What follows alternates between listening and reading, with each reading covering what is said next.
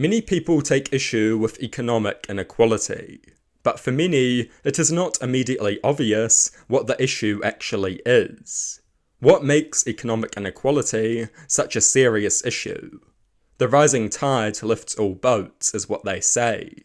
There is a strong case to be made that the average Western citizen was better off before the neoliberal policies that made economic inequality skyrocket were introduced. Back then, unemployment rates were lower, housing was far cheaper, and the economy was stronger.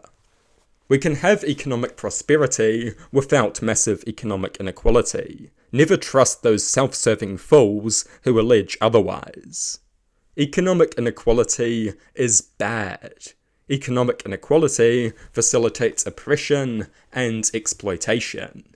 Economic inequality undermines freedom and democracy. When a few elites have vastly more resources than the majority of the population, they inevitably begin undermining these fundamental liberal values.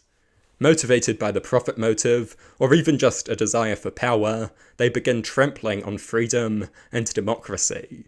They have the motive, they have the means, so that is what they do. Elon Musk and Donald Trump provide a great example of this.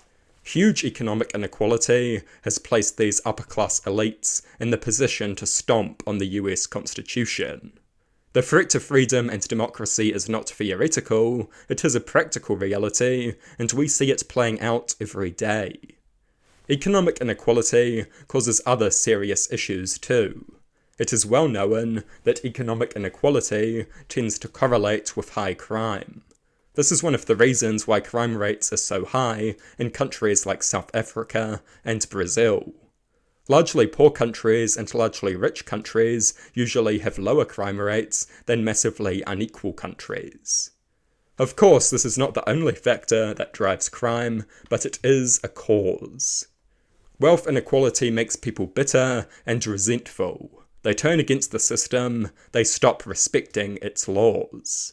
And who can blame them? Many are born into extreme poverty and have no chance of escaping it. And in the same city, you will find people who are born into inconceivable wealth and who are incapable of losing it no matter how many times they make bad decisions.